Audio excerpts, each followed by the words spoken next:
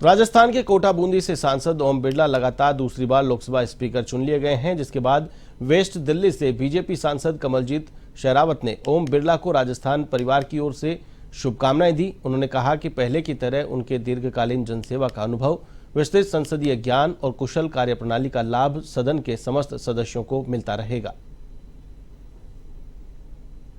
सांसद हमारे साथ कमलजीत शेरावत हैं। बात करेंगे, आज काला दिवस है, इमरजेंसी को 50 वर्ष पूरे हो गए हैं और बीजेपी आज काला दिवस के रूप में मना रही है, क्या कहेंगे इसके ऊपर?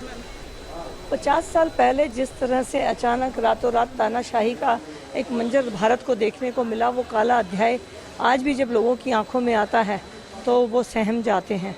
लोगों को 19 महीने तक की जेल में डाल दिया गया, अचानक मीडिया के ऊपर प्रतिबंध लगा दिया गया, लोगों को घरों से उठाकर उनके ऊपर केस बना दिए गए, सिर्फ इसीलिए कि देश के प्रधानमंत्री श्रीमती इंदिरा गांधी अपनी मनमर्जी नहीं कर पा रही थी। तो आज भी ये काला अध्याय देश को याद है और काला अध्याय मनाने का यही एक प्रेरणा रहती है कि ये दिन फिर कभी भारत के भविष्य को लोकतंत्र में ना देखना पड़े।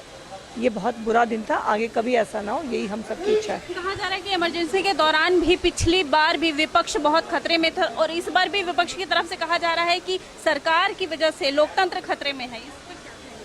खुद चुनाव जीतकर नहीं आएंगे तो जिस चुनाव में जिसका नंबर होगा उसी की सरकार बनेगी, उन्हीं के पद होंगे और देश के लिए जितना काम आदरणीय प्रधानमंत्री नरेंद्र मोदी जी ने 10 साल में किया है उतना काम आज तक कभी नहीं हुआ। लोकसभा चुनाव के लिए मैम पहली बार सदन में लड़ाई हो रही है, इसमें भी विपक्ष ने उतारा है क्या?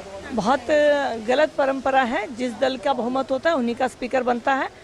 आज नहीं बने, ओम बिरला जी कल बन जाएंगे, लेकिन अपने नाम से उन्होंने एक काला अध्याय आज भी लिख दिया।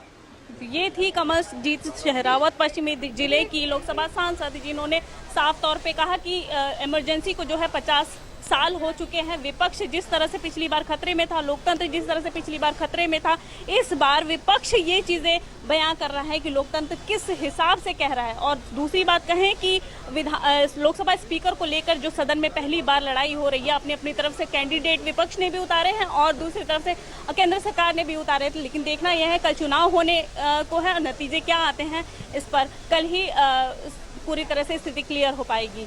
कैमरा पर्सन राधे के साथ मैं आरती राय, A1 टीवी, दिल्ली।